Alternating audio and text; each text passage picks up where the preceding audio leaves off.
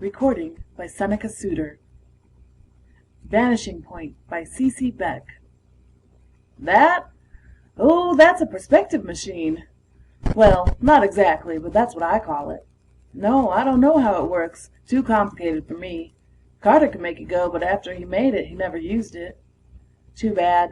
He thought he'd make a lot of money with it there for a while he was working it out. Almost had me convinced, but I told him, "Get it to working first, Carter, and then show me what you can do with it better than I can do without it. I'm doing pretty well as is. Pictures selling good, even if I do make 'em all by guesswork, as you call it." That's what I told him. You see, Carter's one of them there artists that think they can work everything out by formulas and stuff. Me, I just paint things as I see 'em. Never worry about perspective and all that kind of mechanical aids. Never even went to art school, but I do all right. Carter, now, was a different sort of artist. Well, he wasn't really an artist, more of a draftsman. I first got him in to help me with a series of real estate paintings I got in order for.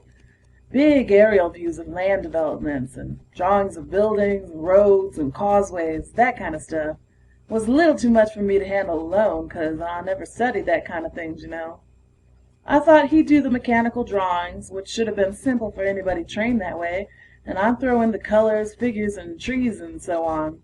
He did fine. Job came out good. Client was real happy. We made a pretty good amount of the job, enough to keep us for a couple of months without working afterwards. I took it easy, fishing and so on, but Carter stayed here in the studio working on his own stuff. I let him keep an eye on things for me around the place and just dropped in now and then to check up. The guy was nuts on the subject of perspective.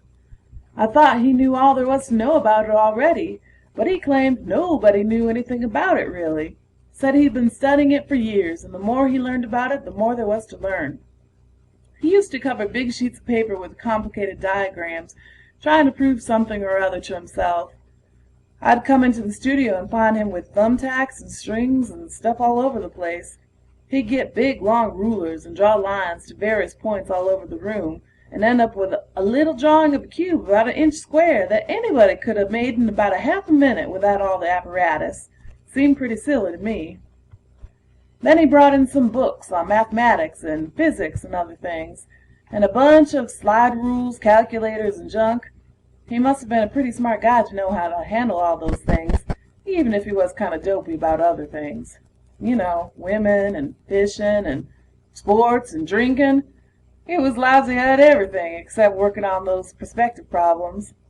Personally, I couldn't see much sense to what he was doing. The guy could draw all right already, so I asked him what more did he want. Let me see if I can remember what he said. "I'm trying to get at things as they really are, not as they appear," he said. I think those were his words. "Art is an illusion, a bag of tricks. Reality is something else, not what we think it is.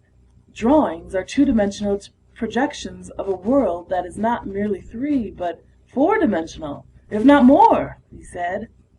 Yeah, kind of a crackpot, Carter was. Just on that one subject, though. Nice enough guy otherwise. Here, look at some of the drawings he made, working out all his formulas. Nice designs, huh? Might make good wallpaper or fabric patterns. Real abstract. That's what people seem to like. See all these little letters scattered around among the lines?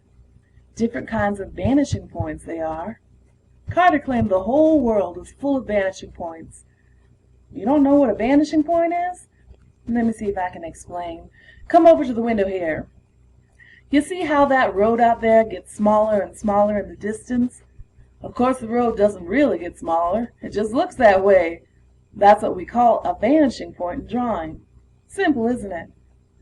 Never could understand why Carter went to so much trouble working out all those ways to locate vanishing points.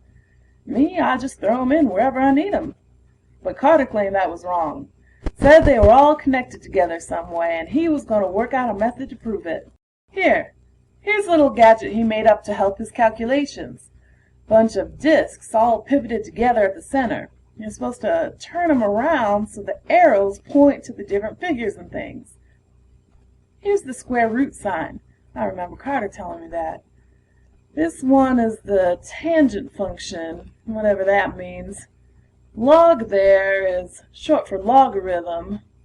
Oh, he had a bunch of that scientific stuff in his head all the time. Don't know whether he understood it all himself. He built this thing just before he put together the perspective machine there. Silly looking gadget, huh? All them pipes and wires and that little cube in the center. Don't try to touch it. It ain't really there. You just think it is. It's what Carter called a teteract or a cataract. No, that ain't the right word. Something like that. Tesser something or other. There's a picture like it in one of Carter's books. Hurts your eyes to look at it, don't it? That's what Carter thought was going to make him a lot of fame and money, that perspective machine. I told him nobody'd ever made a drawing machine yet that worked, but he said it wasn't supposed to make drawings. It was just supposed to give people a view of what reality is instead of what they think it is. I don't know whether he expected to charge money to look through it, or whether he was going to look through it himself and make some kind of new drawings and sell them. No, I can't tell you how it works. I said before I don't know. Carter only used it once himself. I came in here the day he finished it, just as he was ready to turn it on. He was just putting the finishing touches on it.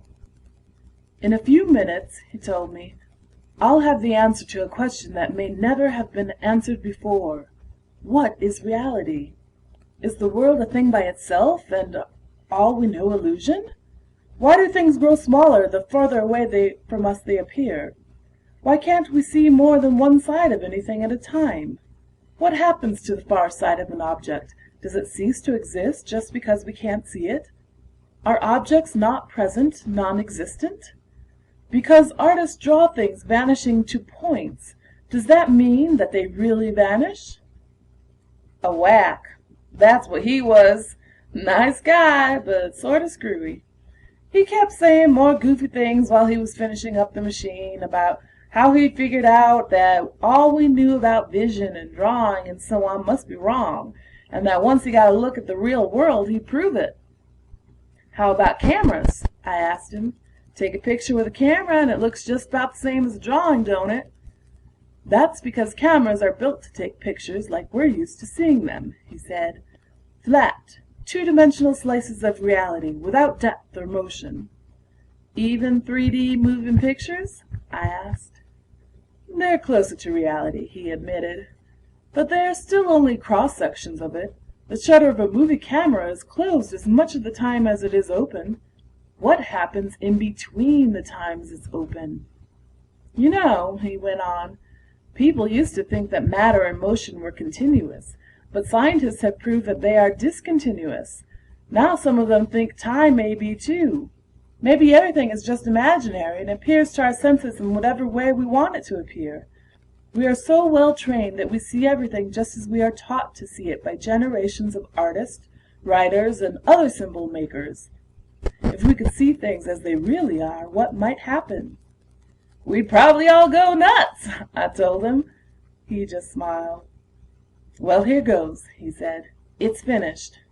Now to find out who is right, the scientists and philosophers who say reality is forever unreachable, or the artists who say there isn't any reality, that we make the whole thing up to suit ourselves.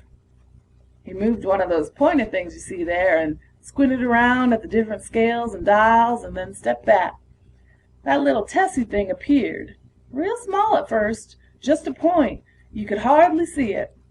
I couldn't see anything else happening and thought he was going to do something else in the machine. I turned to look at Carter and saw his face was white as a sheet. Good God, he says, just like that. Good God! That's all. Well, I says to him, who was right, the scientists or the artists? The artist, he sort of screeches. The artists were right all the time. There is no reality. It's all a fabric of illusion we've created ourselves. And now I've ripped a hole in that. He gives a strangled hoot and goes hightailing out of here like something was after him, jumps in his car and roars off down the road and disappears. No, I don't mean he really disappeared, are you nuts? Just roared on down the road till he got so small I couldn't see him no more. You know, the way things do when they go farther and farther away. Happens every day. That's what us artists mean by perspective. The machine? Well, I don't know what to do with it. If Carter ever comes back, he might not like my getting rid of it. I was thinking maybe I'd put it in the hobby show at the county fair next week, though. You notice how that funny-looking cube inside there gets bigger every time you look at it? There! It just doubled its size again, see? People at the fair ought to get a big kick out of that. No telling how big it'll get with all those people looking at it. But come on, let's go fishing. We better hurry or it'll be too late. The End. End of Vanishing Point by C.C. Beck. Recording by Seneca Suter, Denver, Colorado.